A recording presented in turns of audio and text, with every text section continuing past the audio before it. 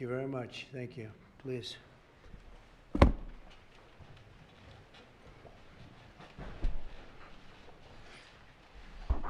it's a great honor to have all my friends here. It's like Old Home Week. What a job you're doing. And thank you very much for that. We want to begin by thanking the people that have done such a great job at the White House. They have been doing really incredible work during a shutdown. I don't even know if they're supposed to be working, but they wouldn't miss a day. So I just want to thank everybody for that very much. And we're here today to discuss a sweeping, unprecedented, and historically successful operation that my administration has carried out in recent weeks to arrest, prosecute, and permanently remove members of foreign drug cartels from American soil. And the people gathered around this table are the ones that are doing it, and in this room. Some of them sitting a little behind. In fact, some of them, I'm surprised they're not actually at the table. You people should be very insulted by that. But you've done a great job back there. On my first day in office earlier this year, I signed an executive order to officially designate the drug cartels and savage transnational gangs as foreign terrorist organizations. It was my honor to do so. And on that same day, I also signed an order directing the creation of the Homeland Security Task Force to bring together all federal, state, and local partners to achieve the national policy goal of eliminating the cartel presence in America once and for all.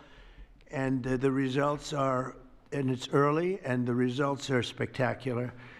Led by ICE and the FBI, this task force includes the Department of Justice, the Department of War, DHS, the intelligence community, ATF, the DEA, the U.S. Marshals, and the state and local agencies in every part of our country. Other than that, we don't include too many people. That's a hell of a group, isn't it, huh? When you think of it, that's not a group you want against you, certainly not at one time. In addition to the task force members, we're pleased to be joined by representatives of law enforcement at every level, the highest level, actually, but every level, including National President of the Fraternal Order of Police, Patrick Yos. Where's Patrick? Patrick, thank you, Patrick. Thank you for the endorsement, too. That really hit it off. I would have gotten 98% anyway, but it was still good to have your endorsement. Thank you, Patrick. I don't forget those things. President of the National Sheriff's Association, Chris West. Chris? Thank you, Chris, very much. Great. Good job.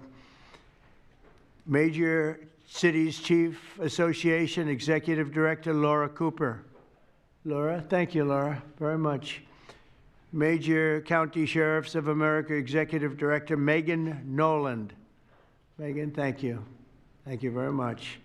And President of the National Border Patrol Council, my friend, and a very good speaker, by the way. Whenever he gets up and speaks, I say, that guy can really speak. I don't know. I don't want him to run for office. I want him to stay where he is. Paul Perez. Paul. Thank you, Paul. Where is Paul? Hi, Paul. What are you doing over there, Paul? Good job. Good speaker you are, though, Paul. I mean it, too. You've made some incredible speeches, and all from the heart, too, right? Some great ones. Today, you'll hear details from my national security and homeland security teams about the extraordinary historic achievements of this new Homeland Security Task Force since it became fully operational last month in all 50 states. The job they're doing. What we inherited from this past administration is like disgraceful. In a matter of weeks, the task force has made the largest number of arrests of cartel leaders, operatives, and gang members in American history, more than 3,000 and counting. That includes members of the ultra-violent New Generation Cartel, the Sinaloa Cartel, the LNFM Cartel, MS-13 Cartel, and you know MS-13, the gang, and Tren de Aragua, another beauty. That's a group of real garbage we have to deal with, that we shouldn't have to deal with. These are, in addition to the massive numbers of dangerous criminals my administration arrested nationwide since January 20th, numbering over 120,000. It's a record, and 120,000 criminal arrests. Thank you very much. Unfortunately, for 4 long years before I took office, the last administration allowed the cartels and their operatives to frankly take over our country, to freely infiltrate America and all the communities nationwide, along with Transnational gangs, these groups have unleashed more bloodshed and killing on American soil than all other terrorist groups combined. These are the worst of the worst. It should now be clear to the entire world that the cartels are the ISIS of the Western Hemisphere, in addition to their monstrous violence, such as cutting off heads, burning their enemies alive, and burning innocent people alive, too, by the way. The cartels control large swaths of territory. They maintain vast arsenals of weapons and soldiers, and they use extortion, murder, kidnapping to exercise political and economic control. Thank you very much, Joe Biden, for allowing that to happen. Biden surrendered he just surrendered our country to the cartels. Don't worry, it gets better. We're taking it back. It's really fast at levels that nobody's ever seen before. But what we had to put up with, what we inherited, was just a disgrace. And while Biden was president, if he was president, I think the Autopen was president, not Biden, nearly 100% of those who infiltrated our southern border did so because they were personally approved. They admitted they were just what happened, assisted by the most dangerous and violent criminal organizations anywhere on the planet. The worst people on the planet they allowed into our beautiful country.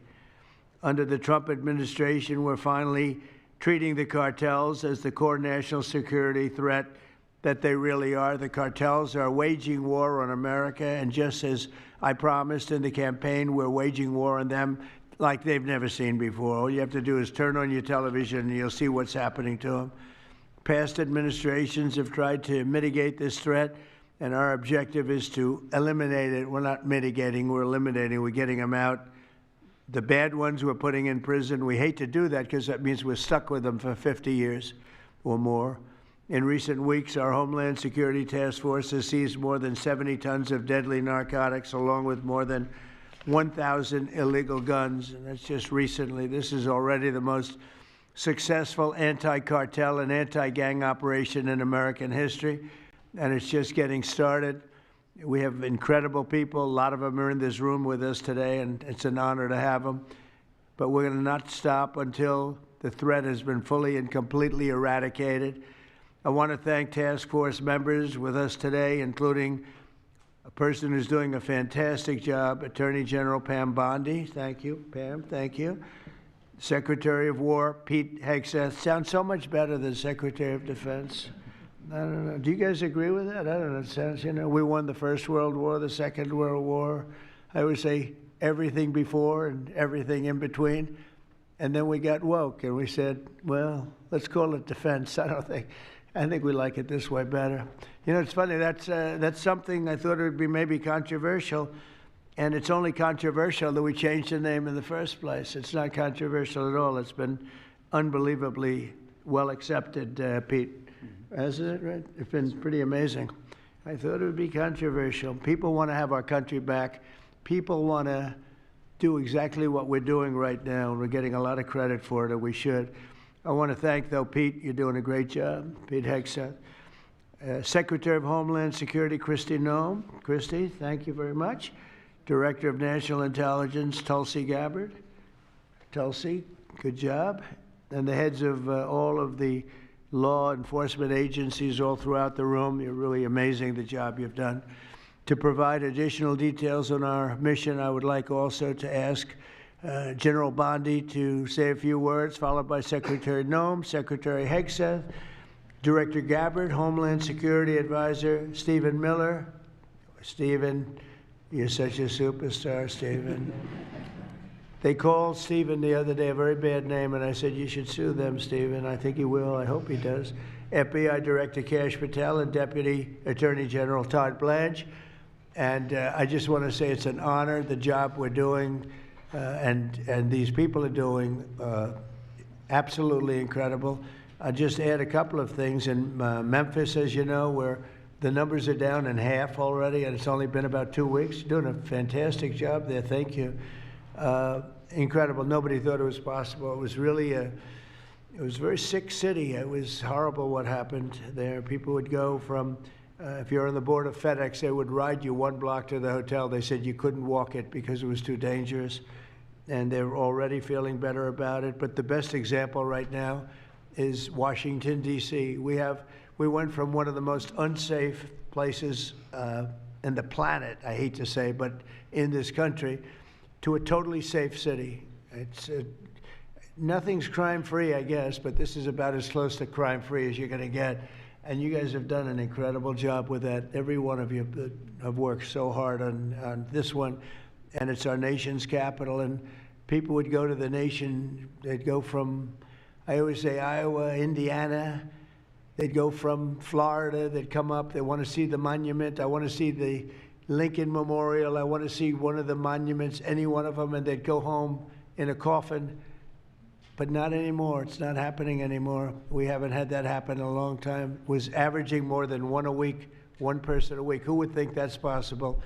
And it hasn't happened anymore. And we have a safe city. We have a city where the restaurants are booming.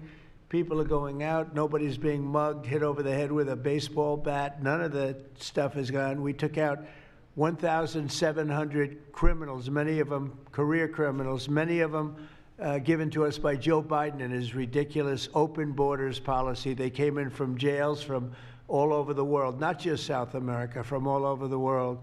Jails, they came in from mental institutions and insane asylums all over the world, drug dealers, and we got them the hell out of here. They're either that, or if they're so bad, as I said before, we put them in jail because we can't take a chance that they come back.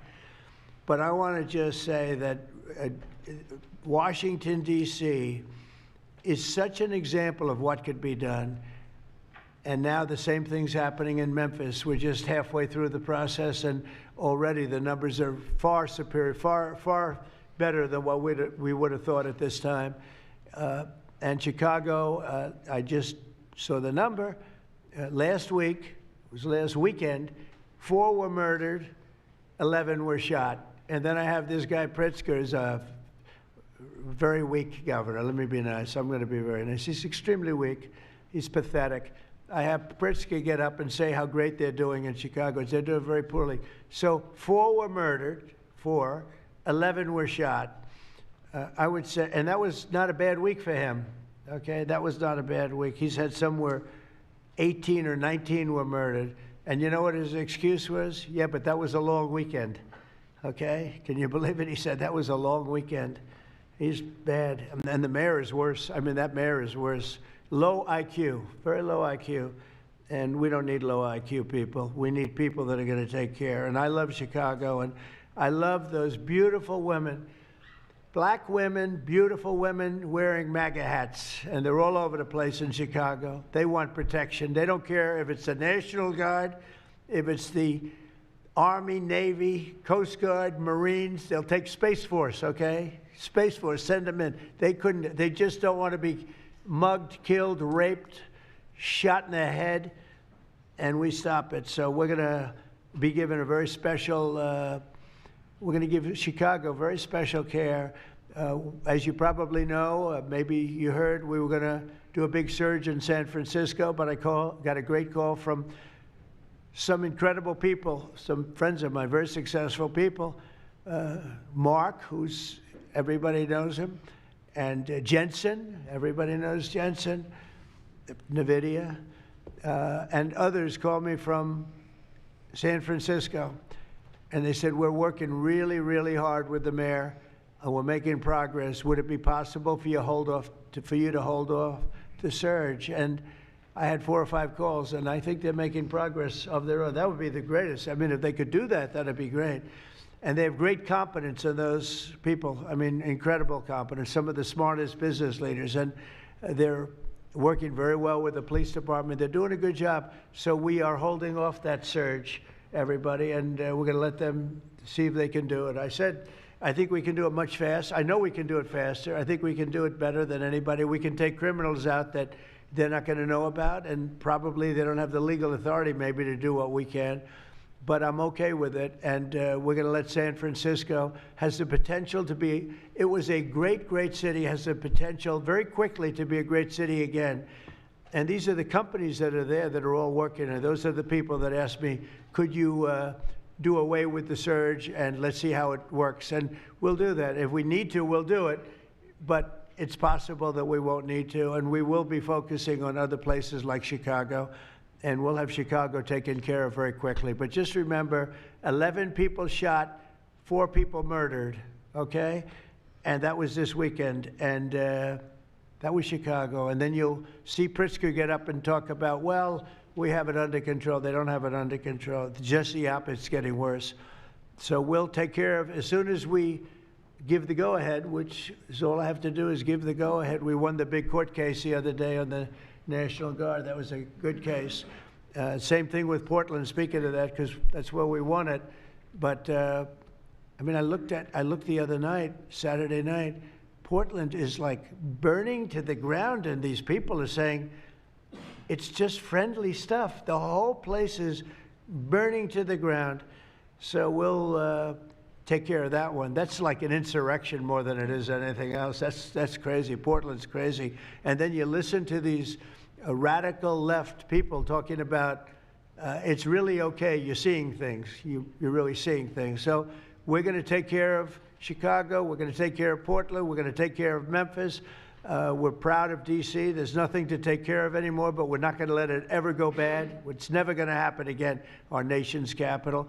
And with that, I'm just going to tell you that Pam Bondi has done a fantastic job. And Pam, would you say a few words, please? Thank you, President Trump, and thank you for your leadership. And this is all about collaboration. And around this table, I'm looking around this table, we all work so well together. I don't think another administration in our nation's history has worked so well together.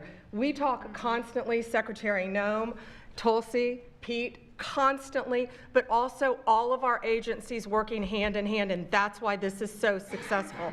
And these people around this table are working 7 days a week, 24 hours a day, even though the Democrats have tried to shut down the government. Terry Cole, I'm laughing because you're around the clock, you're all over the world. Director Patel, you're unstoppable, what you're doing around this country. Gowdy Serralta, U.S. Marshal, Rob Sakata and Dan Driscoll wearing your ATF hats.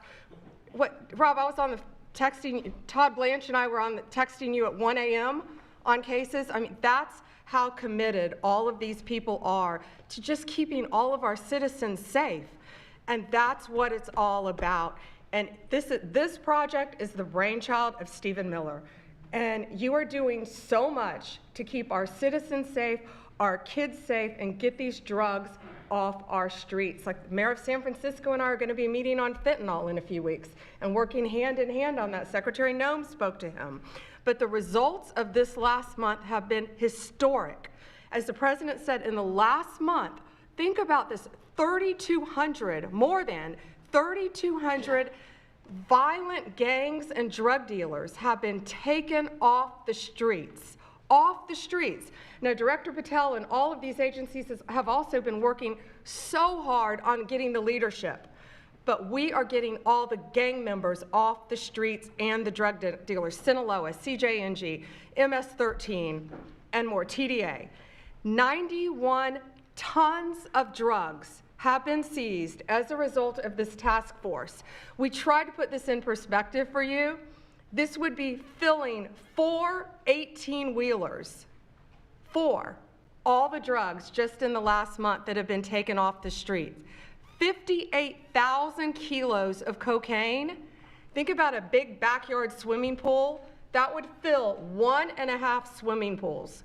Just the powder cocaine that has been removed, saving lives this last month, thanks to all of these people around the table. 2,300 kilos of fentanyl powder and 2.1 million fentanyl pills off the streets.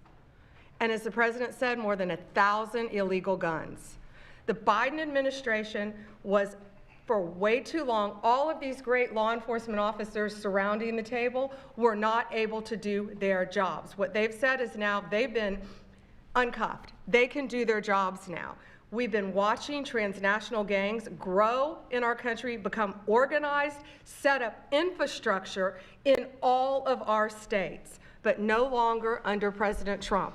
We are destroying the infrastructure, and we're no longer on defense. All of these great men and women are on offense, so they better get ready. We're dismantling the cartels, and we are taking the leaders into custody and all of the gangs.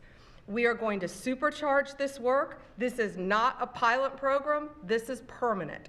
We are here to stay. And Secretary Hegseth, we couldn't do this without you and the Department of War. Thank you all so much for everything you're doing around this table, working tirelessly. And President Trump, thank you for giving them the ability to do it. Thank you very much. Thank you. Mr. President, since the year 2000, we have lost over 1 million Americans to drugs, to overdoses, to these cartels that have proliferated that kind of a disease on our people and have gone to war with our next generation of Americans.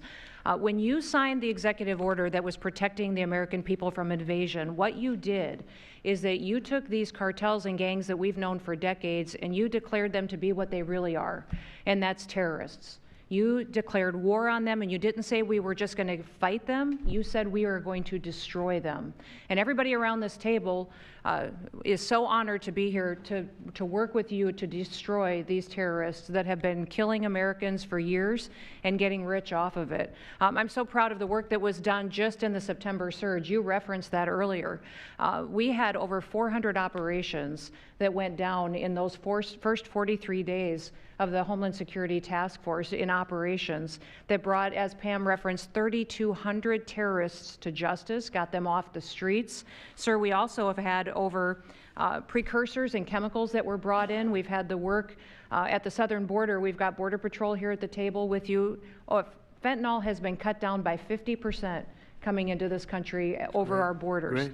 We've continued to work not just nationally, but internationally and on our maritime borders as well. The ICE agents that have so much violence against them and threats against them, sir, they get up every day ready to work with this task force to be able to keep people safe. And then we've got Coast Guard, who's been doing just a ton of our incredible interdictions out on the seas and the waters in cooperation with operations that you've targeted in the Caribbean with the Department of War. And sir, I just want to thank you for the leadership you put at this table, for your cabinet members, for Stephen Miller, for putting this in place to make sure that what you did when you consolidated the Homeland Security Task Force, you took 1,000 other task forces that were already established in the federal government and you streamlined them into this room, into this group right here, so that we can look at each other in the face every day and say, what's our problem? How do we address it? How do we fix it?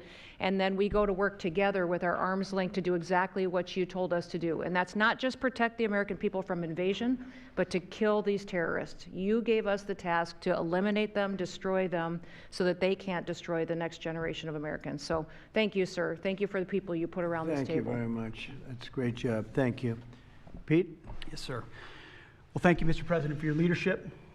Chief, likewise, Tulsi and Todd and Dan and Pam and Christy and Stephen and Cash. I mean, I could go around the table. From the Department of War, we are thankful and grateful for the incredible effort that your agencies put in. And we could not be more proud to stand shoulder to shoulder with you, not superficially, not kind of over here, but front and center on the Homeland Security Task Force, right there with you. Because our department has spent over 2 decades defending other homelands, and we're very proud to be defending our own. And if you talk to the troops down, say, on the southwest border, Mr. President, morale is sky high and continues to be, because they're proud to be defending their own communities, their own state, and their own country. So when that executive order was signed, the mission was clear: protecting the American people against invasion. And so the Department of War went straight to the southwest border. We still have 10,000 troops there. We have national defense areas. We're standing alongside the Border Patrol, and we've locked that border down, 100% control of the southwest border. You stop the invasion. And then we're proud to be going on the offense, counter-cartel operations. And it's not counter-cartel, as was mentioned. These are designated terrorist organizations, foreign terrorist organizations. Our generation spent the better part of 2 decades hunting Al-Qaeda, hunting ISIS. Well, as the president said, this is the ISIS, this is the Al-Qaeda of the Western Hemisphere. They intimidate, they terrorize, they extort, they poison the American people. The president's right. Every boat we strike is 25,000 Americans whose lives are saved because of the drugs that were headed in our direction. So our message to these foreign terrorist organizations is, we will treat you like we have treated Al-Qaeda. We will find you, we will map your networks, we will hunt you down, and we will kill you. And you've seen that evidence in the maritime domain, whether it's in the Caribbean or in the Pacific with the last 2 strikes. We know exactly who these people are. We know what networks they work with, what foreign terrorist organizations they're a part of. We know where they're going, where they originated from, what they're carrying. And they know we know. And that will soon start to change the calculus of these boats. So the critique of this is, of course, as often is the case, wrong. We know our authorities. It's locked tight. And we're going to treat them like foreign terrorist organizations on the offense. So the Department of War is not going to degrade or just simply arrest. We're going to defeat and destroy these terrorist organizations to defend the homeland on behalf of the American people, making the jobs of law enforcement safer in the process, making the communities of Americans safer in the process. We think it's a very core mission of the Department of War, and we're proud to be here, Mr. President. Thank you very much, Pete. Thank you. Tulsi, please. Yes, thank you, Mr. President. The key reason that you are hearing about these incredible effects is, number one, the team that you've assembled here and the leadership and the tone that you have set, first and foremost, about keeping the American people safe. The intelligence community plays a critical role in being able to support our law enforcement at the federal, state, and local level to make sure that they are armed with actionable intelligence to be able to actually go after those who threaten the safety and security of the American people. Mr. President, under your leadership, for the first time, there is a newly created National Intelligence Fusion Cell at the Office of the Director of National Intelligence, National Counterterrorism, that has a very simple purpose: to make sure that we have two-way intelligence sharing of actionable information between the intelligence community and law enforcement. I want to talk briefly about three successes that we've had just here in the last few weeks, Mr. President, through the success of this interagency fusion cell. Just this last week, our National Counterterrorism Center supported, through actionable intelligence to both U.S. law enforcement as well as Mexican law enforcement, the arrest of a Sinaloa cartel boss, El Plato, in Juarez, Mexico, as well as his top 3 money launderers. In a separate and recent successful interagency operation, NCTC worked closely with the U.S. Marshals Service that led to the arrest of another dangerous Sinaloa cartel member responsible for tracking a huge amounts of cocaine and hundreds of thousands of dollars in this single incident with drug proceeds through his network. And I'll say the last example I'll share is probably the most insidious, was providing intelligence to the Mexican law enforcement that led to the arrest of a CJNG cartel-affiliated baby trafficker called La Diabla. Her whole money-making operation was centered around luring pregnant women, performing illegal C-sections, harvesting organs, and selling newborn babies. Mr. President, it's your leadership that has made all of this possible. I can tell you, in the midst of this government shutdown, our folks, like everyone around this table, are working 24/7 without pay and eager to get after this because they believe in your leadership and the mission that you have presented to them. Thank you, Mr. President. I'll hand this off to Homeland Security Advisor Stephen Miller, the leader of this task force.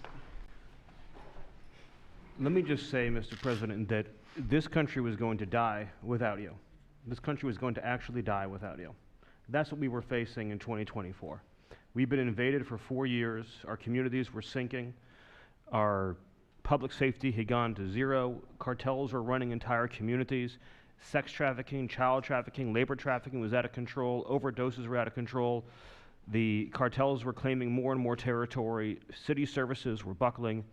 This was a country on the verge of dying, and you alone saved it. And when you stepped forward originally in 2016, you started the movement to make America great again. And that means make America great again in every way. And that means safety and prosperity and peace and freedom from cartels and crime and gangs. And your vision and your leadership in declaring war on the drug cartels is the single most successful public safety initiative in American history. And I need the media to understand what President Trump has done. People have been talking about drug cartels for longer than I've been alive. And everyone has just taken for granted that they can't be touched or stopped. They're too big, they're too powerful, they're too evil, they're too murderous. They can operate with impunity. And in just 9 months, President Trump is the only American leader, not just in our lifetimes, but ever, to actually take the fight to the drug cartels, to actually seek their eradication. And it is happening. And so while the Democrats are shutting the government down and fighting for free health care for illegal aliens, look at what President Trump has assembled here. He's assembled a team under his vision, direction, and leadership that is saving hundreds of thousands of lives, hundreds of thousands of lives. And only President Trump could have done this. And I will say one last thing, which is that his courage has been an inspiration to everyone else in this room.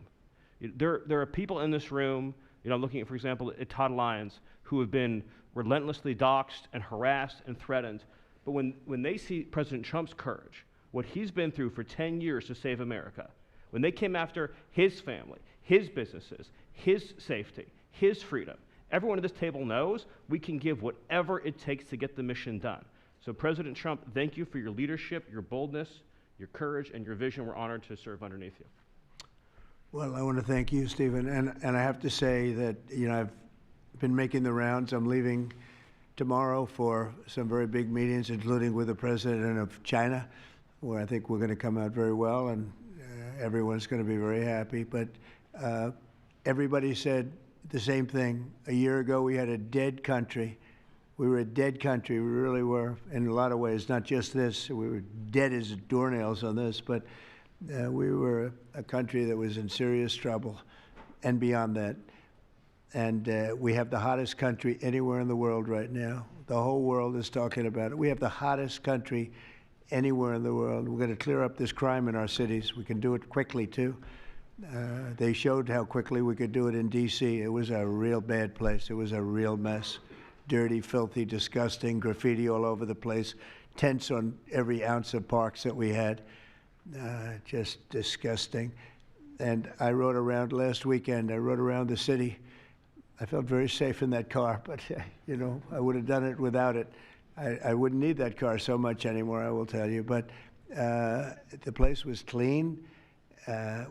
We've started that also, not only law and order, but the cleanliness is important. I think cleanliness is almost a part of law and order. If you see dirty, disgusting streets and potholes all over the place and railings falling down and graffiti all over the beautiful statuary marble columns, those gorgeous columns where they had graffiti, it's all gone. And I think it's a part of it. I really do. I think it's a big part of it. But we have a city that we can be proud of. We're going to be that way with every city we have. That's why with San Francisco, I wish them luck, but we could do it so much faster. I told the mayor, I love what you're doing. I respect it, and I respect the people that are doing it. They're the biggest people in the country. They're the biggest people in the world. A lot of the high tech. Some people like them, some people don't, but they're smart, and they want to do it. And I said, I am so honored to let you do it, and if it doesn't work out, we'll do it for you very quickly. But I just want to thank the people around this table are amazing. Cash, please go ahead. Mr. President, I'll just keep it short, but I think what the media should realize is the amount of courage it takes to do this. And you led that mission. You led it during your campaign, and you brought it to the American people. I think the media should focus on some of these numbers the Attorney General just riled off. Those aren't numbers, those are lives. Lives saved by the millions. Enough enough fentanyl to kill over 200 million Americans, gone, evaporated, off our streets permanently. Your vision to safeguard American freedoms and our children and our future is the most courageous thing I've ever seen a president of the United States ever do. And your ability to marshal it out in 8 months, these statistics would have taken other administrations decades. And the partnership that you see around the table, I just want to, sum it up with the following. When I call these folks around the table, when I call our state and local law enforcement partners who have been absolutely critical to this mission, when Stephen Miller called me and said, we're going to create the Homeland Security Task Force and the FBI and DHS are going to co-lead it, I said, absolutely. The country's been yearning for this and needing it. And the one thing I see different than any other administration is when I call these people, they pick up. I don't get a voicemail. When I make an ask, they answer, and the same is true. And so the FBI is playing a pivotal role in your administration in helping lead out this mission, and Stephen's vision has finally come to life. And instead of attacking the people at this table, maybe the media should go out there and talk to the lives that have been saved forever and the communities that have been safeguarded, because it takes courage to do that. It takes courage to implement that plan, and it takes a president and President Trump to put a leadership team like this together. We are actual friends, and I know the media doesn't want to call us that, but we do that. We do hang out. We do work together. It's a 24/7, 365 mission that doesn't turn off, Mr. President, and as Stephen said, we're inspired by your leadership, and this country's thankful for these 8 months, and I can't wait to see what the next 4 years looks like. Thank you very much. Thanks, Cash. Great job. Todd, please. Thank you, Mr. President. The number that I think matters, over 3,266 terrorists have been taken off the streets in 2 months. And for each of those arrests, there's anywhere from between 4 to 20 law enforcement agents, federal, state, and local, executing those arrests. And that means every one of them are putting their lives on the line to make these arrests, to make our communities safer. And so what I will say to them is thank you, but also what I will say to them is that to the extent that there are politicians, as recently as today, suggesting they are doing something wrong. We have governors, district attorneys, mayors, and even congresswomen suggesting that our federal law enforcement and the state and local law enforcement that are helping them are doing something wrong. That is disgusting and something that we will not tolerate. That every day Attorney General Bondi and I talk with all of our partners, making sure that they know that if any one of our federal agents, our state or local agents working under the HSTF banner are even touched by any of these terrorists or rioters, they will be prosecuted to the fullest extent of the law. When politicians aid these terrorists by trying to give them comfort or protection or suggesting that somehow our men and women are doing the wrong thing, same problem. We will not tolerate it, Mr. President. So thank you to all of our state and local men and women that are helping us, and our federal law enforcement officers that are literally putting their lives on the line every single day. We will always protect you. Thank you, Mr. President. Thank you very much, Todd. A really good job you're doing, too. Thank you. Any questions maybe pertaining? Mr. President. How about pertaining to this for a little while? And whoa. Would you have any questions of these incredible people? Mr. President. Mr. President. Yeah, go ahead, please. Go ahead. Mr. President, thank you. Mr. President, thank you. Good to see you. If I could just ask both of you, including Secretary Hegseth, there's reporting the U.S. just sent B-1 bombers near Venezuela to ramp up some military pressure there. Is that accurate, and can you tell us more about that mission? No, it's not accurate. No, it's false. But we're not happy with Venezuela for a lot of reasons, drugs being one of them, but also they've been sending their prisoners into our country for years under the Biden administration. Not anymore. We have a closed border. We had actually nobody for the last 4 months, I guess 5 months. They say they report nothing. They report zero. I don't know if that can be possible, but we'll accept it, right, fellas? But we have closed borders. We have people coming into our country, but they only come in legally.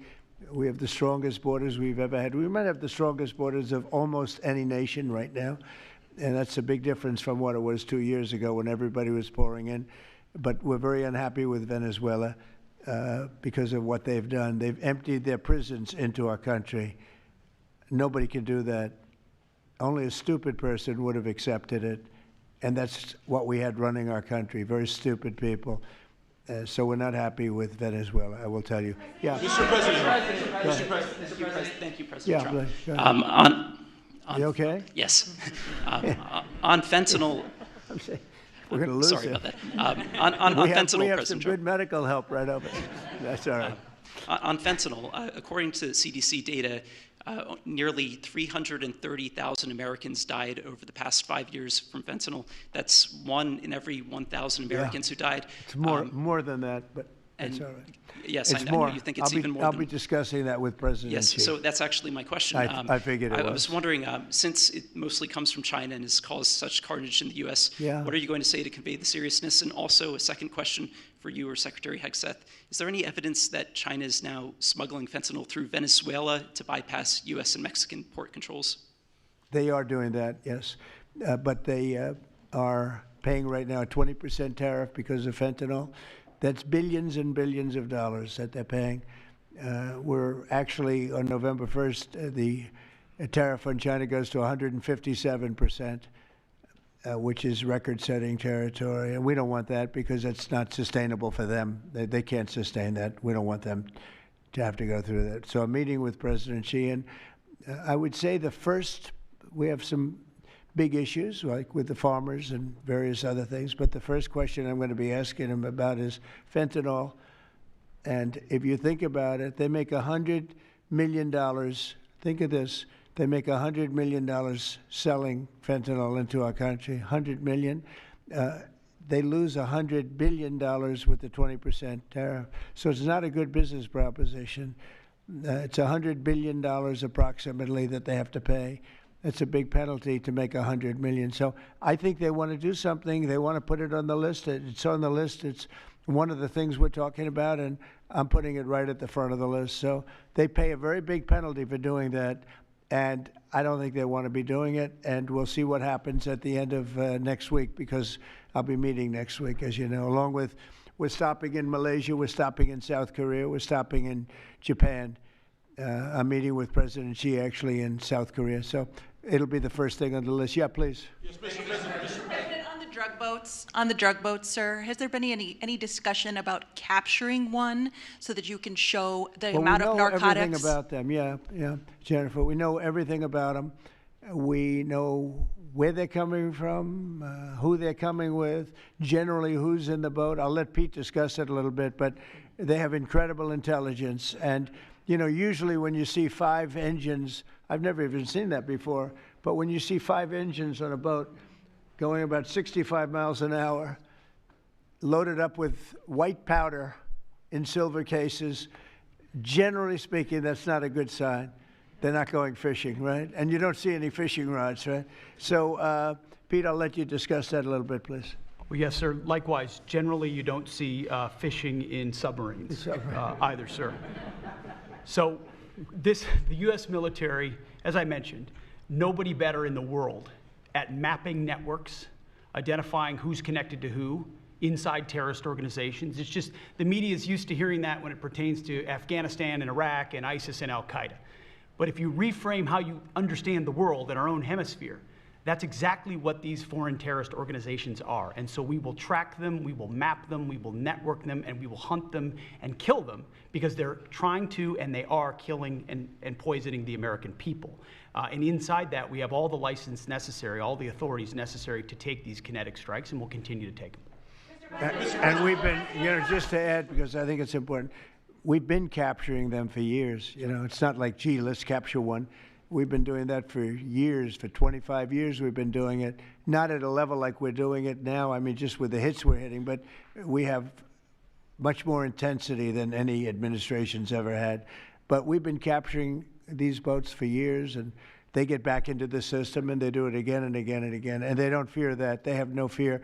The thing I can tell you right now, it's very hard to find any floating vessel right now on the Pacific or in the Gulf, and I would like to call it by its official name, the Gulf of America, another little triumph of the Trump administration. I said for years, I said, why do we call it the Gulf of Mexico? It's 93%, the shoreline is 93% ours. So I never understood that, so I made that change. I never realized how easy that was going to be, other than, I guess, AP fought us in court, and the judge said, but that's the name. And actually, they were sort of semi-prohibited from even covering us after that. It was pretty amazing. But we have the Gulf of America, and there are very few boats, very, very few boats, not even fishing boats, to be honest. I don't want to do that to the fishing industry, but it's been so effective. And our sea drugs, as they call them, they use the term sea drugs, the drugs coming in by sea, are like 5% of what they were a year ago, less than 5%. So now they're coming in by land, and even the land is concerned, because I told them that's going to be next. You know, the land is going to be next, and we may go to the Senate, we may go to the, you know, Congress and tell them about it, but I can't imagine they'd have any problem with it. I think, in fact, while we're here, I think it's a good idea, Pete. You go to Congress, you tell them about it. What are they going to do? Say, gee, we don't want to stop drugs pouring in. They're killing 300,000 people a year. I think that's the real number, 300,000 people a year. So between that and my discussion with President Xi, I think we have never made progress like we've made. The sea drugs are almost dead, and they can't come in that fast from the land. And the land drugs are much more dangerous for them. It's going to be much more dangerous. You'll be seeing that soon. So that's the way it is, yeah. Go ahead, please. Yeah, go ahead, please. With the glasses, go ahead. Thank you, Mr. President. Good. I wanted to ask, what's your reaction to Representative Dan Goldman calling on NYPD to arrest ICE agents who he says are acting illegally? He says they are illegally assaulting people and illegally detaining people at immigration courts in New York.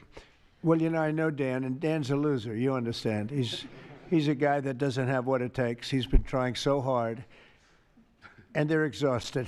I mean, it's so ridiculous, right? A suggestion like that. So, you know, they're just trying so hard, and it's not working. They've even now started imitating me, of all people. They want to imitate me, and they start using foul language, but they use too much of it. You know, you can't use the F word 7 times in one sentence. It doesn't work. It might work once every 7 news conferences, but you can't do it.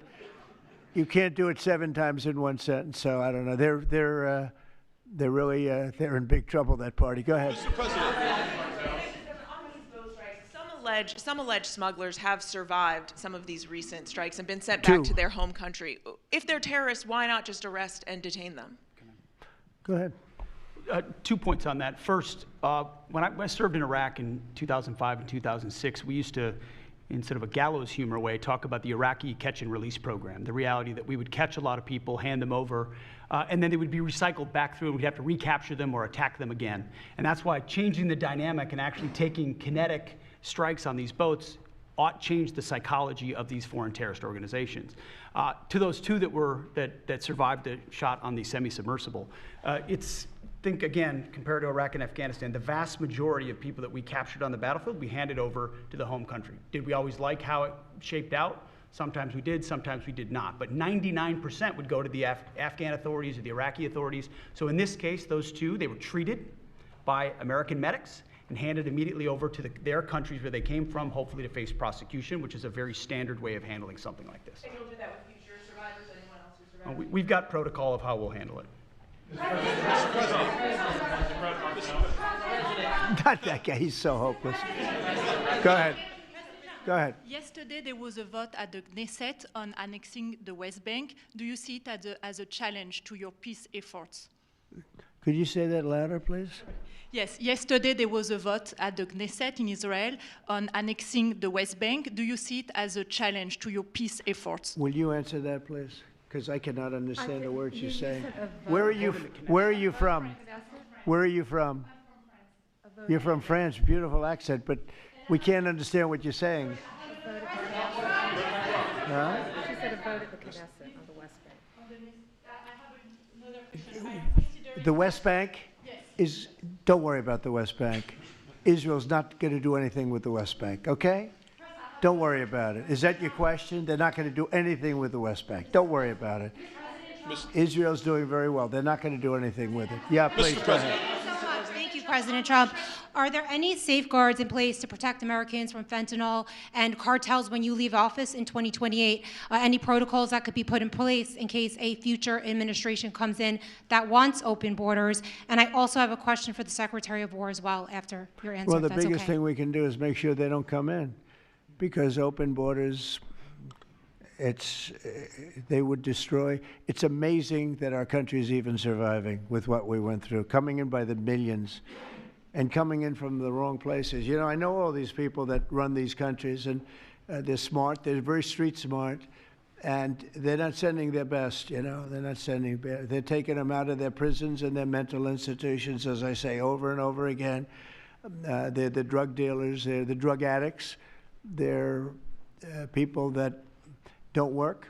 I mean, the best of them are people that don't work. They don't work. They're on welfare, their form of welfare, which is tiny. You know what their form of welfare? They give you a piece of paper. They give you nothing. But they want people that work. They don't let those people come out because they want those people. You know, they cherish those people. Those are the people that make their country run. They give us all of the people that don't work and are murderers. 11,843 murderers came in. 11,800, many of them committed, more than 50% committed more than one murder. Now, why do we want them? Why would Biden and that group of thugs that he had working for him, why would they accept these people? Why would he accept? Nobody understands it. You know, they say maybe they wanted the vote, but I did great with the Hispanic vote, but these are people from all over the world. Why would they do it? So one question, no matter what I do, I can't, you always like to know, the opponent, you have an opponent, what are they getting at? And usually you can. Why would they allow 20 million, maybe 25 million people into this country, almost all of which, but most of which should not have been allowed into our country? It's one of the great enigmas. What they've done to this country should never be forgotten. In history, should never, ever be forgotten. And now it looks like we're going to have a communist mayor in New York. That'll be a lot of fun. But remember this, they have to go through the White House. Yeah, please, go ahead. The founder of Binance. Can you explain why you chose to pardon him, and did it have anything to do with his involvement in your Which one? Who is family's? that? The founder of Binance. He has a involvement in your own The family's recent crypto one, yes. business. I believe we're talking about the same person, because I do pardon a lot of people. I don't know. He was recommended by a lot of people. A lot of people say that. Are you talking about the crypto person? Yes. A lot of people say that he wasn't guilty of anything. He served 4 months in jail, and they say that he was not guilty of anything. That what he did. Well, you don't know much about crypto. You know nothing about. You know nothing about nothing. You fake news. But let me just tell you that he was somebody that, as I was told, I don't know him. I don't believe I've ever met him. But I've been told by a lot of support. He had a lot of support. And they said that what he did is not even a crime. It wasn't a crime. That he was persecuted by the Biden administration. And so I gave him a pardon at the request of a lot of very good people. Yeah, please. Yes, Daniel. President, thank you so much. This is the kind of question I like. Yeah, right here. the numbers from this task force are jaw-dropping. I wanted to know, this is a question for you and both Stephen, since it was said this is your brainchild. What are the lessons to be learned from the success of the task force, and what are your continued goals with this task force now that you have about 3 years left? Well, the best thing we have going is we have such talent around this table. I could go over every one of these men and women, and we have unbelievable talent. They've got the naturals, you know, like somebody that hits a baseball or a golf ball or a, you know, that you see more, it's more evident. It's beautiful because it's sports. You can tell somebody right away, are they good or are they not? These people are the most talented people at what they do.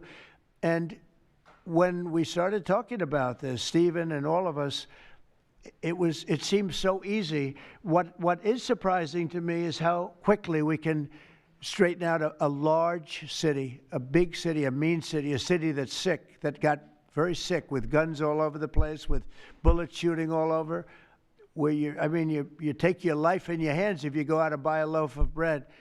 That's not America. That's not our country. And those people don't care how you do it. They just want it done. They really do. You know, when you go to the people in the street, they don't know, is it National Guard? They just want it done. They want to be safe. And we've gained a great following of Americans, real Americans, people that want to be safe.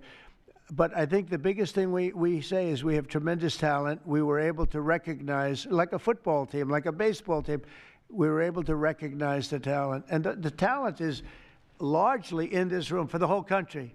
It's largely in this room. There's really nothing like it. And that's why I think we had D.C. done, not perfectly, but pretty much done, at least normalized in 12 days. When you say 12, would you say 12 days?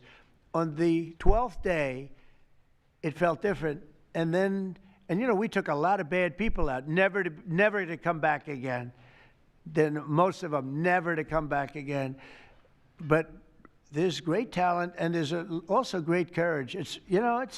I've been watching what goes on. And then you have the radical left lunatics, and what's that all about? I mean, they're fighting us because we want to stop crime. Where do these people come from? They're paid money. I guess they're paid a lot of money. But like I saw that ridiculous march the other day, I say, these people are not representative of our country. And not all of them, of course, but many of them are total lowlifes. These are lowlifes. These are people that are paid agitators, and they're not representative of our country. So I don't know. I can just tell you that our country has tremendous spirit right now. You know that better than anybody because you cover it well. But we have a lot of people that are very happy right now with the direction. They did a poll the other day. The direction of our country is better than it's been in 37 years. And I'm upset because I think it should be better than that. I actually said we should be better than that. So, you know, thank you very much for your question. Brian? Brian? Mr. President, yes. Thank you, Mr. President. You guys have done an amazing job in Thank Memphis. you. Some of those numbers are staggering, and we've gotten message on social media wanting to thank you for that. But I think, can you talk about the number of missing children you guys have discovered in Memphis? That's amazing. Well, it's hundreds of thousands were lost through Biden and the Biden administration, and we are getting a lot of them back, but they're either dead, they're slaves, they're captured in some form. But think of it, hundreds of thousands we're talking about, not even believable. And they came in through the border, they were sold, they were bargained for, and this was all Biden, meaning Biden and Obama, the same, you know, the same mentality, frankly. I think it's the same mentality. Let me tell you, Barack Hussein Obama was a lousy president. A lot of bad things happened. Remember when they used to talk about Trump with the jail cells? Well, he built the jail cells for the children. He built those jail cells. Remember that came out? But, sir, they were built in 2014. You remember when that came out? After me going through that stuff for about 2 weeks, and then they found out it was Barack Obama that built those jail cells. No, these people they were bad leaders. I hope we don't have it again. I hope we don't have it again because, you know, our country's come back a long way, but it can only withstand so much, and we don't want to ever go through that again. We never want to have open borders again. We don't want to have men playing in women's sports. We don't want to have transgender for everybody. We don't want that. We want to have a great country with low interest rates, nice housing, great education, a strong military, the basics. Yes, please.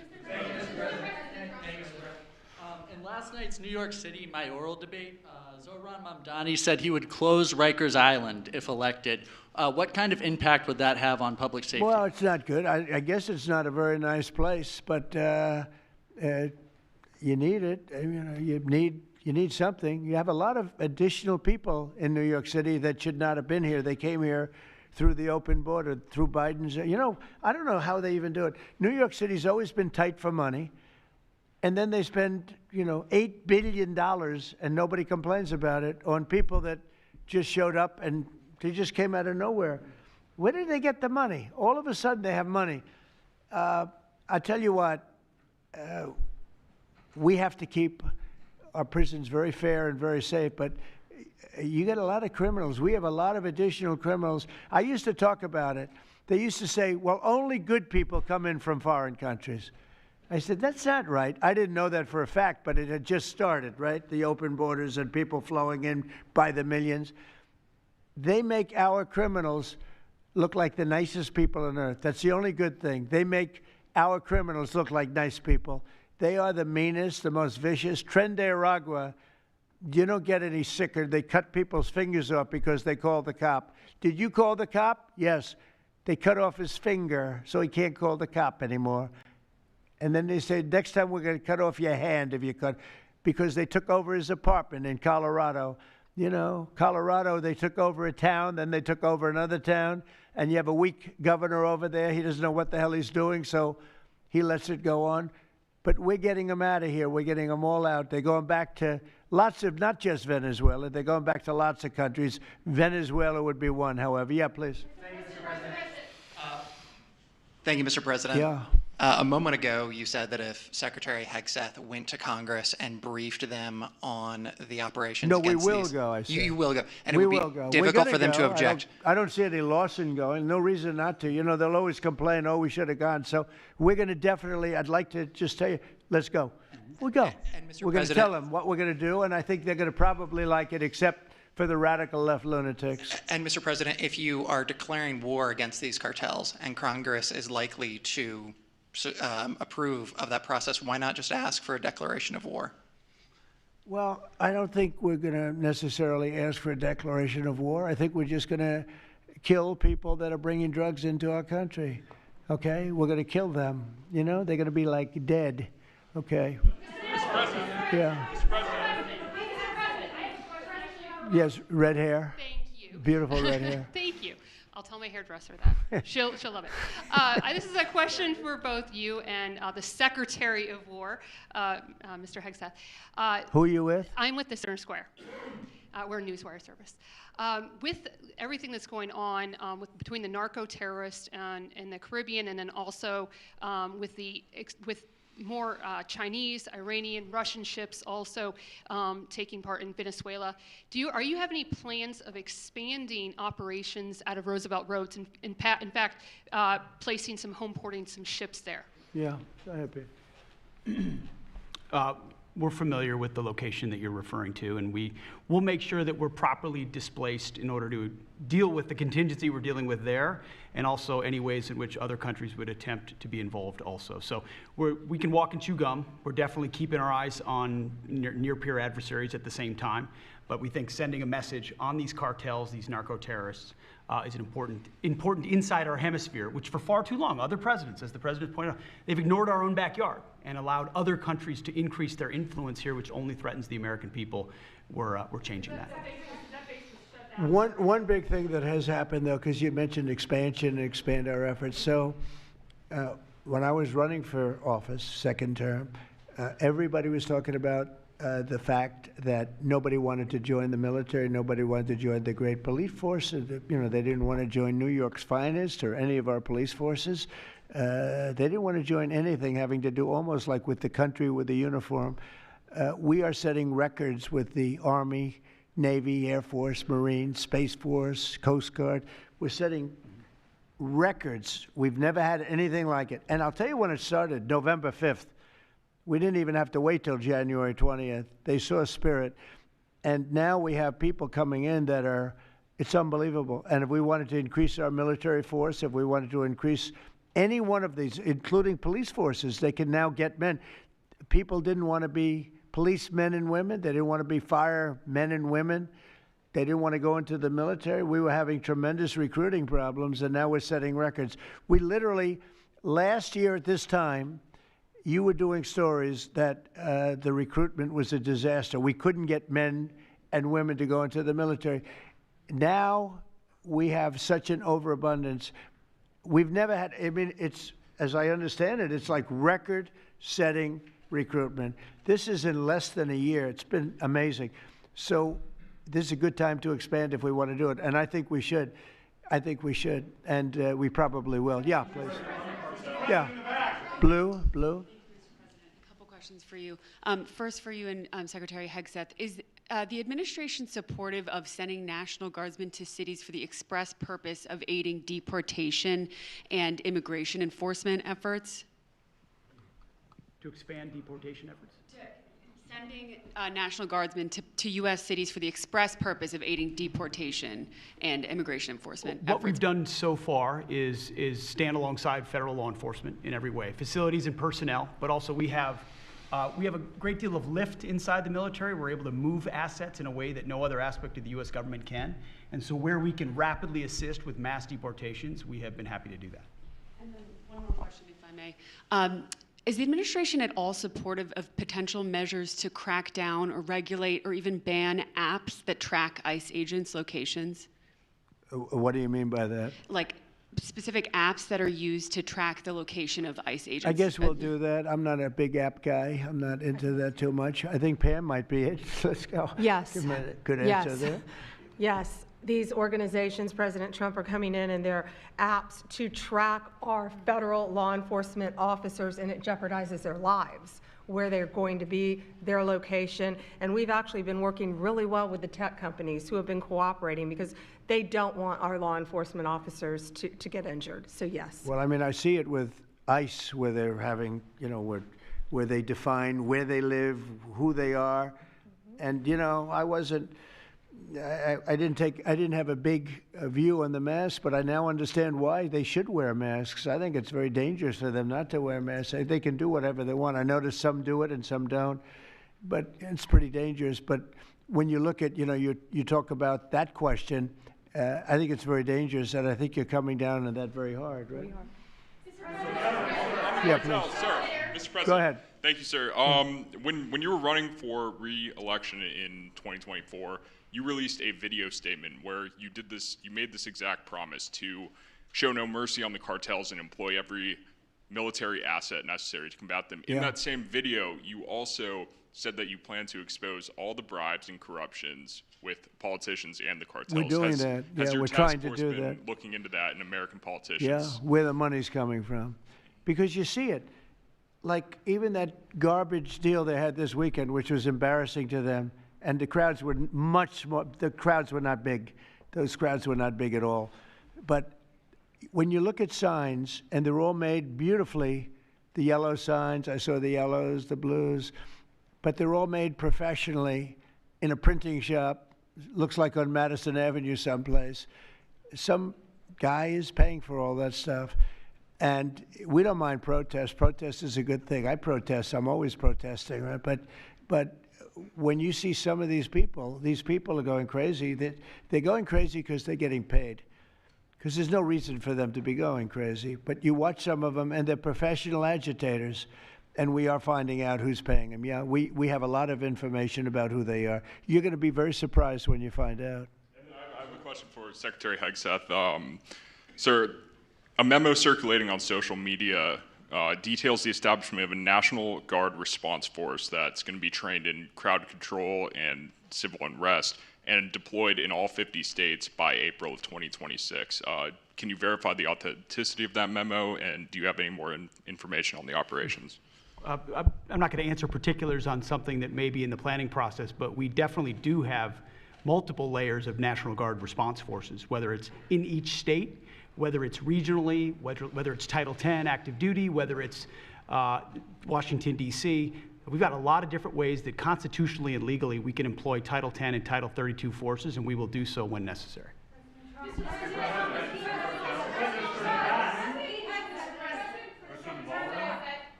Thank you. President Putin basically said today that Russia is immune from U.S. sanctions. He said that it would not impact the Russian economy in any serious way. Is he Good. wrong? I'm glad he feels that way. That's good. I'll let you know about it in 6 months from now. Okay. Let's see how it all works out. Yeah. Go ahead, please. Blue.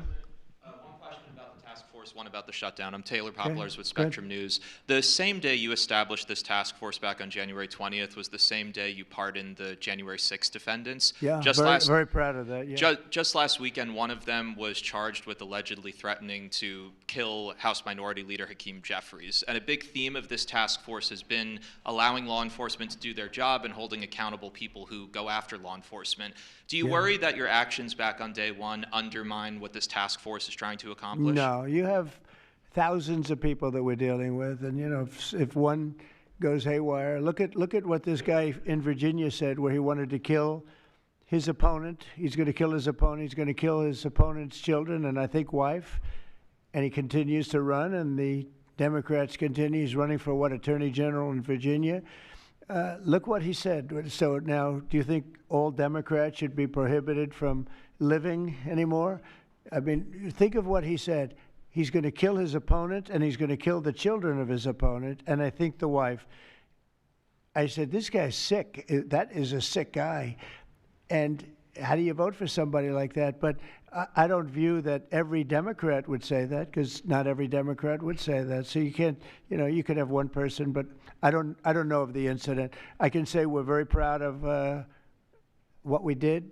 We had the courage to do something that should have been done. The problem, sometimes the Republicans are too nice. They're a very nice party. The Democrats play a much dirtier fight. It's amazing. You go after dirty cops like Comey, and you go after, these are dirty cops. Letitia James is a dirty cop. You go after these people, and they say how horrible you are, and yet I got indicted 5 times and impeached twice. Nobody says anything about that. They say, they actually said the other day, he's trying to indict somebody. I got indicted 4 or 5 times, Todd, maybe more than that. Yeah, I think you could say 87 times if you really think about it, right? With the charges, a bunch of phony guys, but nobody says anything about that. But they mentioned it the other way. No, the Democrats play a very dirty game. It's all they're good at. They're good at a couple of things: cheating on elections and playing very dirty. And they have one good trait: they stick together. They stick together. They stick together through the worst policies that anybody's ever seen. It's unbelievable how they stick together. And I respect them for sticking together, but It's a dead party because their policies are no good. Okay. Brian, we'll do a few more and we'll go home. Wonderful. Speaking Everybody's going to go home. I'm going back to the Oval Office, however.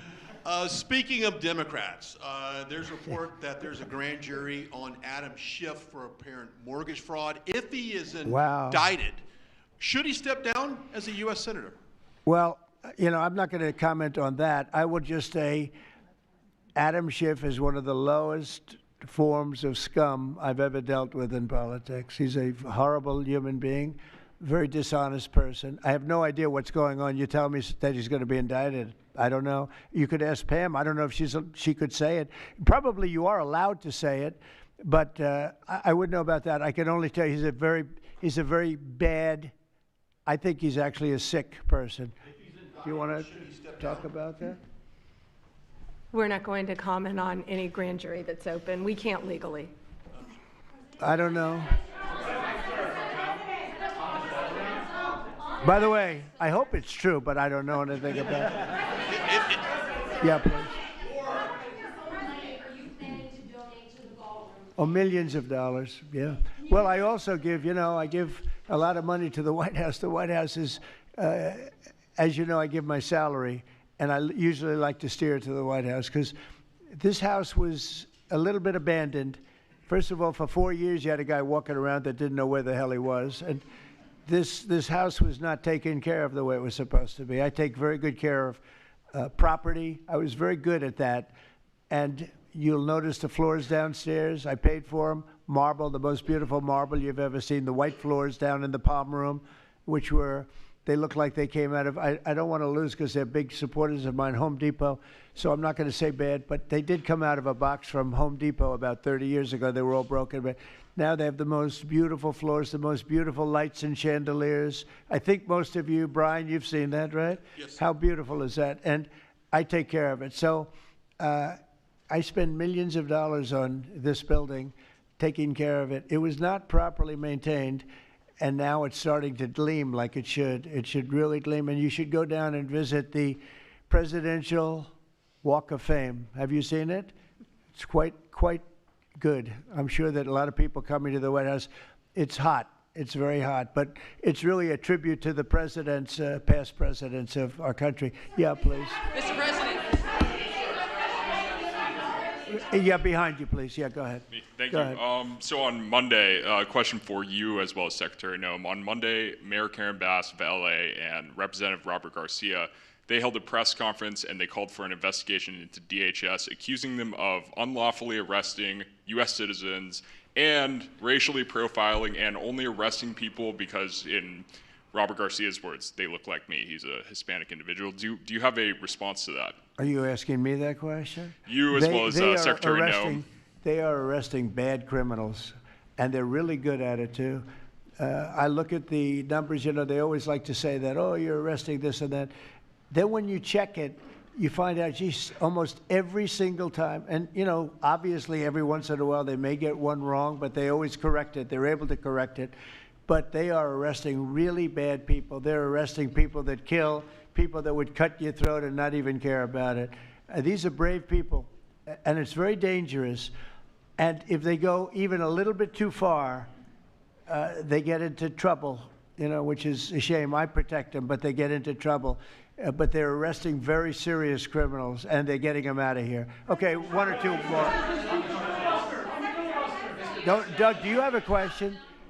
I'd love to have Doug have a question, our great photographer, because he's such a great guy. And he might be the most talented person over there. I don't know. Go ahead. Let's hear your question. This guy's a real beauty. On the cartel strategy, hearing you talk about it as a war, hearing Secretary Hegseth talk about defeating and destroying and the comparisons to ISIS and Al-Qaeda, those efforts took American troops being engaged in foreign countries. Do you think that's ultimately where this is headed with the cartels, having American troops in countries like Venezuela? No, the cartels are very bad. They have a lot of bad people coming in. They were interviewed recently, and they were asking people what their problem was, and one guy said, yes, I'm up for murder. Didn't know what he was saying, obviously. I'm sure his lawyer was not thrilled with his statement, but no, they're rough people coming into those cartels. Those cartels are rough. You look at what happens, the trip up, The trip up is horrible, especially for women. They're being killed, they're being raped at levels that nobody thought even possible.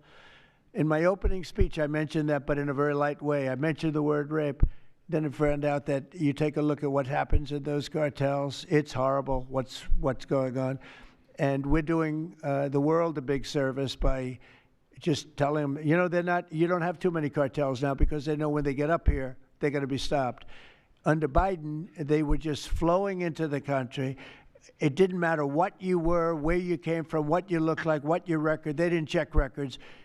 Millions of people came into this country that should not be in our country right now. We've gotten a lot of them out. It's the single biggest problem that we were given. Inflation, I've already taken care of.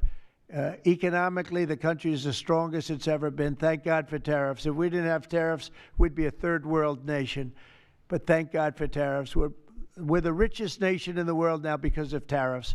And we're able to economically protect ourselves, and we're able to really protect ourselves from a national security, situation. But we have cartels that, somebody came up with the word cartel. I won't tell you who that person was, but you got a lot of bad people in the cartels. And you could look at a country like Mexico, and I really respect the president. I really respect a lot of the people over there, but a lot of the leadership. But they are in fear in their own country because those cartels are running those countries, okay? And that includes Colombia. Colombia is a drug den. It's a drug den, and it has been for a long time. You got a lousy leader over there right now, bad guy, a thug. But they make cocaine at levels that we've never seen before, and they sell it back into this, and they're not going to get away with it much longer. We're not going to put up with it much longer.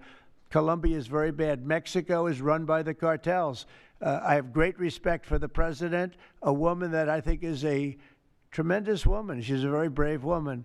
But Mexico is run by the cartels, and we have to defend ourselves from that. Go ahead. Let's go with you. Go ahead. Let's listen to this beauty. Shutdown by the time you return from your trip to Asia? Do I expect to have it resolved by the time I return? I don't know. I said long ago we shouldn't have been in this problem. This was September 28th. It came due in Biden's regime, and before the election, September 28th, and they pushed it off into the future. And I was running when they did that.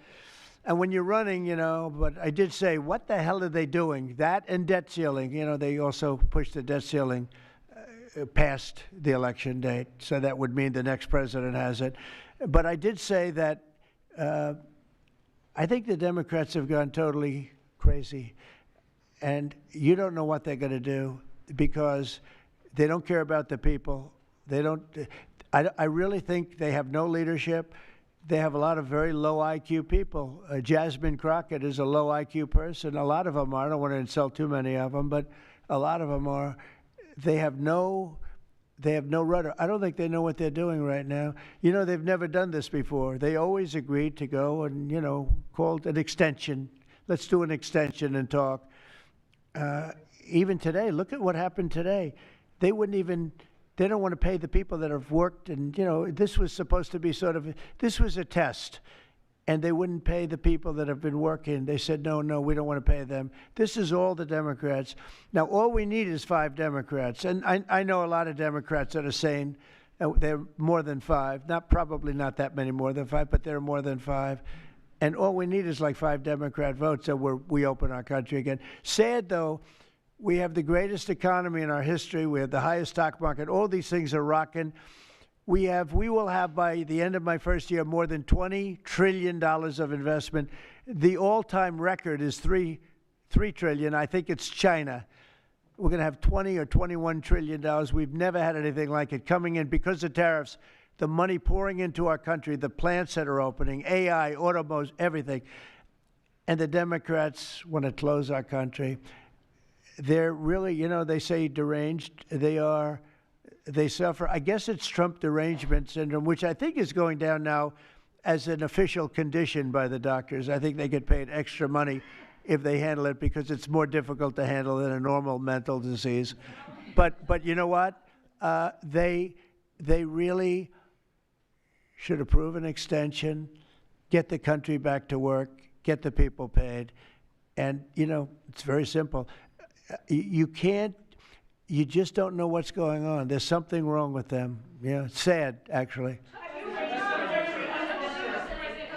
you raised the full $300 million needed to fund your? Have you raised the full $300 million needed to fund your ballroom? And how much specifically are you donating to this construction raised, project? I think, $350 million. All donor money and money that we put up. We've raised. It's going to be. It's going to cost right in the neighborhood of $300 million. It's been expanded and made absolutely. It'll be the most beautiful ballroom anywhere in the world, I think. And how much specifically are you donating to it personally? How much am I donating? I won't be able to tell you until I finish, but I'll donate whatever's needed. I'll tell you that. Do I have a name for these? I won't get into that now.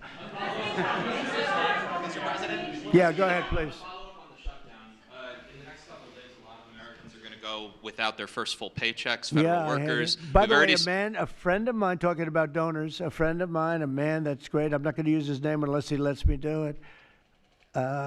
Susie can tell you about this, but he called us the other day and he said, I'd like to contribute any shortfall you have because of the Democrat shutdown. I'd like to personally contribute any shortfall you have with the military, because I love the military and I love the country, and any shortfall, if there's a shortfall, I'll contribute it. And today he sent us a check for $130 million. I would love to tell you he doesn't really want the recognition, if you want to know the truth, but he gave us a check for $130 million, which was sort of a shortfall, yeah. And that's going to go to the military, yeah. Is that the correct number? $130 million. That's what I call a patriot. Okay. Thank you very much, everybody. Thank you. Thank you.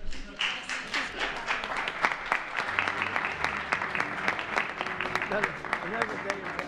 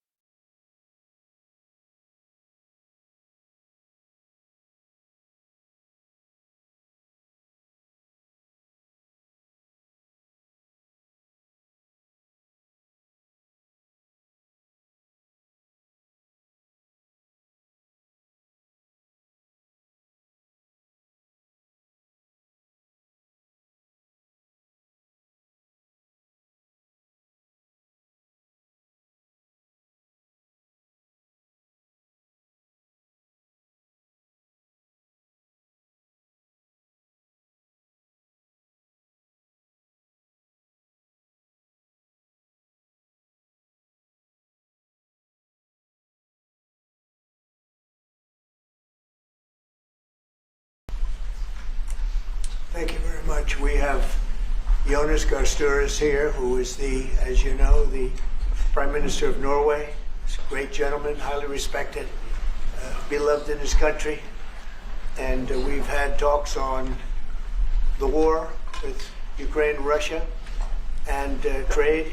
We're doing very well, I think, on both. We've had some pretty good movement in every respect. The war is very important that it ends with, I used to say, 2,500 people a week dying, young people, mostly soldiers from Russia and Ukraine.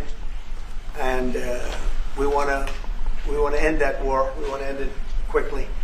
And I think we've made a lot of progress. And we'll see what happens. This next few days is going to be very important. Meetings are taking place right now. Additionally, we talked about trade, and we will definitely, we get along very well on trade. We'll do something, but I think the Prime Minister knows that over the years, the United States has been very good to a lot of people, and it's time for us to benefit also. So we're going to have a good relationship on trade, and we discussed other things also. But Mr. Prime Minister, it's an honor to have you with us. Thank you very much. Well, thank you, Mr. President. This year is 200 years since the first immigration from Norway to the U.S. We come here early in your term. Appreciate that you take time. we have highlighted that very close cooperation. We are allies. We look after security in the north, in the Arctic, a lot of confidence between our services. We have discussed in detail the war in Ukraine. I have saluted the President for his initiative to make progress towards something that can be a ceasefire and an end to this terrible conflict. It is a complex picture, but it needs political will and push, and we have exchanged ideas on that. And then I think the President and his team have been open to hear our perspectives. And on trade, we have also emphasized that we can benefit, both of us, by trading. We can be complementary, and we can find good solutions. But first of all, I appreciate, Mr. President, the spirit and the tone of this conversation, which has been confirmation of a very strong partnership. Thank you very much. Appreciate it. Any questions? Yes. First, Mr. President, have you spoken about the tariff that you want to impose on Norway? Is there a chance that you can lower? We spoke about trade, and we understand each other very well. I think we'll have no problem. You think that you will get an agreement? I think we'll have no problem whatsoever with Norway. Mr. President, a possible visit to Norway? Did you two discuss a possible visit for President Trump to We Norway? didn't, but I love it. I mean, I've been there, and it is a beautiful place. They have. But I told the President that, you know, he is receiving us early in the term. He's welcome to visit Norway. We would like to have him, and it will be another way of emphasizing this strong friendship. Mr. President, Norway has been a staunch supporter of Ukraine since the Russian invasion in 2022. Has something been discussed here today that may have altered your views on things? No, we want to, very simply, I have no allegiance to anybody. I have allegiance to saving lives, and I want to save a lot of lives. A lot of young people, mostly young people. It's the war. It's the soldiers. And if we can do that, also, as you know, I got started because the money that's been spent on this war is insane. It should have never happened. And it would have never happened if I were president. But Biden spent $350 billion on this, and it's a shame. And that's what got me involved. And then I looked at, and I see the results. It's horrible. It's a killing field. 5,000 soldiers a week on average. And we want to stop that. We both want to stop that for a lot of reasons, but I would say that is my number one reason. Why do you continue to Russia, that you will get Russia to accept a deal that also Ukraine and Europe is willing to? I think so, yeah. I do. I believe they will accept, and I think we're going to get this over with. I hope so, soon.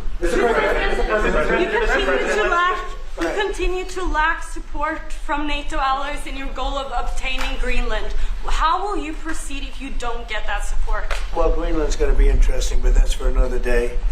I think we need that for international peace. What are you expecting of your and if allies? you don't have that, I think it's a big threat to our world. So I think Greenland's very important for international peace. Yeah, please go ahead. Mr. President, this morning in Truth Social Post, you used the words, Vladimir, stop. That seemed like a slightly different message, a personal message. What is your level of frustration with President Putin? I didn't like last night. I wasn't happy with it. And we're in the midst of talking peace, and missiles were fired. And I was not happy with it. That's what I meant, and that's, you know, what it is. I assume that's what you mean. Sorry, yeah, if the bombs keep falling, will you consider additional sanctions toward Russia, or what will you do